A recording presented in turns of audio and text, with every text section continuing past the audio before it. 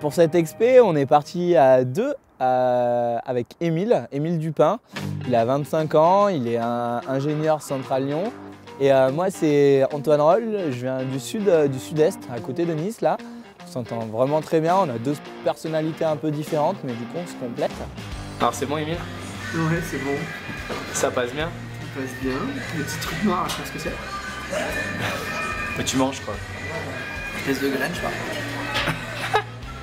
Mon assiette, elle est bien différente.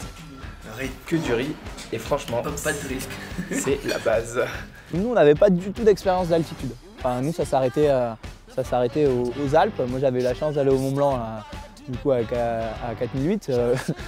Émile, pyrénéen qu'il est, je pense qu'il avait... Peut-être c'est le sommet des Joras, c'est à 4002, son altitude la plus haute.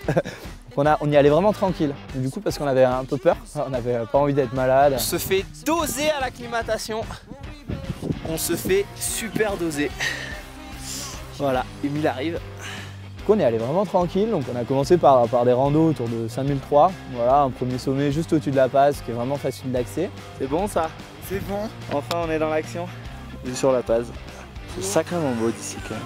Et après, on a commencé vraiment une acclimatation en alpi.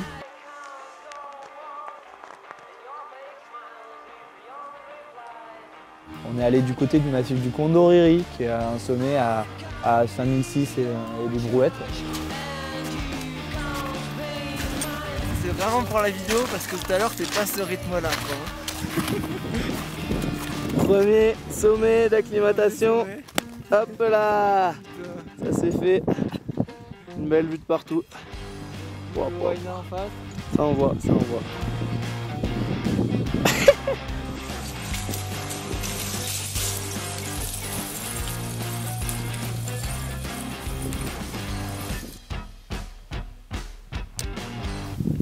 Alors Émile? Putain, le Condoriri il se fait sentir ce matin aujourd'hui. Dur hein? Ouais. Juste derrière toi en plus le Condoriri. Ouais. Parfait.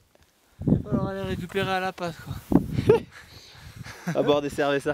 Ouais, je pense. Et après, pour vraiment aller vraiment plus haut, on a décidé d'aller faire le Huayna Potosí du coup, qui est le sommet un peu emblématique de La Paz, qui est à 2 heures de taxi, enfin de 4x4 quoi, et qui se fait en 2 jours. Donc c'est vraiment une acclimatation en altitude facile, le Huayna Potosí qui est à 6088. Avec l'Illimani là-bas, fond à gauche. On a bivouaqué sur un plateau un peu, le glacier un peu plus plat, autour de 5004. Donc voilà, on avait vraiment peur d'être malade et en fait ça s'est super bien passé. Ça nous a enclenché un autre mode où vraiment on est passé à vitesse supérieure, on avait vraiment envie d'aller en montagne, quoi, vraiment de faire d'autres trucs. La vue plongeante sur la face ouest.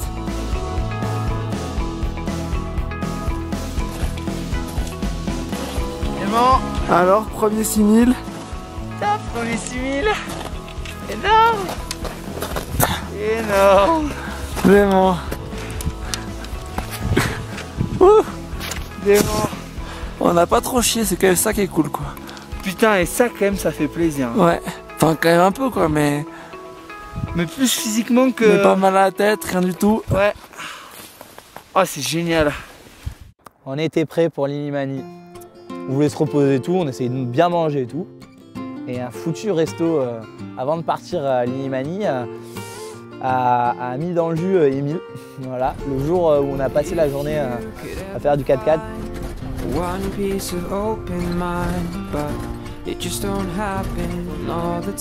Et sur l'approche, bon, ça allait toujours pas en fait, ça s'améliorait pas du tout. Donc on a bivouaqué quand même au pied de la face. Et on s'est dit, bah voilà, on est là, on va dormir, toi tu vas manger, on va voir ce que ça va faire. Ouais. On est au pied de l'Illimani. La goulotte à gauche, on sait pas si ça passe. Un mutant. Et Émile qui a chopé une mauvaise infection là, un mauvais truc. Tout blanc. Ouais. Du coup, bah redescente. Voilà, il est malade.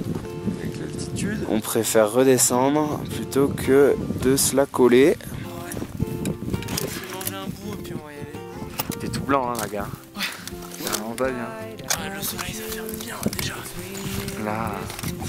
Il y a Guillaume et Thomas en Bolivie aussi. Là ils sont là Alors, aussi. à gauche c'est Guillaume Cadas, c'est le plus grand. Et à droite c'est Thomas Ovaro. Donc on est rentré au Pérou. On s'est posé dans un motel et après on allait grimper sur un secteur, donc là c'est de la couenne, de la falaise, donc, qui s'appelle Llurac-Mayo, c'est un secteur, alors c'est à 4006 quand même, donc c'est en altitude et c'est un secteur de couenne, je pense qu'il y a du 6A ou du 5 même, je pense que ça va du 5 au 8++, quoi, voilà. Dans un champ, la falaise qui sort, on avait notre tente à 10 mètres de la falaise, donc c'était vraiment super, on y a passé 2 jours.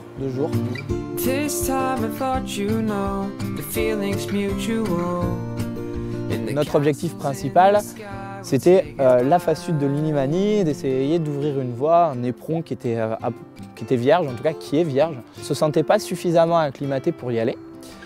Donc on a décidé d'aller faire un sommet, la face sud du Mururata, qui est un sommet à 5800 et quelques. On va pouvoir aller au Mururata. On va ouvrir. Je pense qu'il va faire 400 degrés. Vers 400, il va faire 400 degrés. On a été frappé par une ligne en tout cas qui se distinguait des autres lignes qu'il y avait dans la face, plus directe.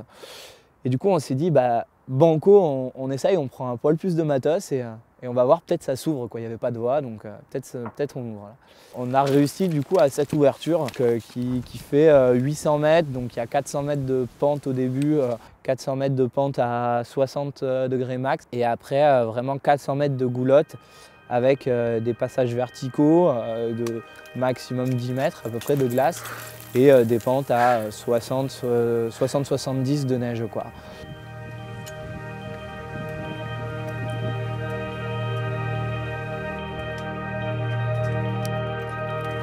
Donc ça s'est super bien passé quand même. On est arrivé au sommet juste pour le coucher du soleil, c'était parfait.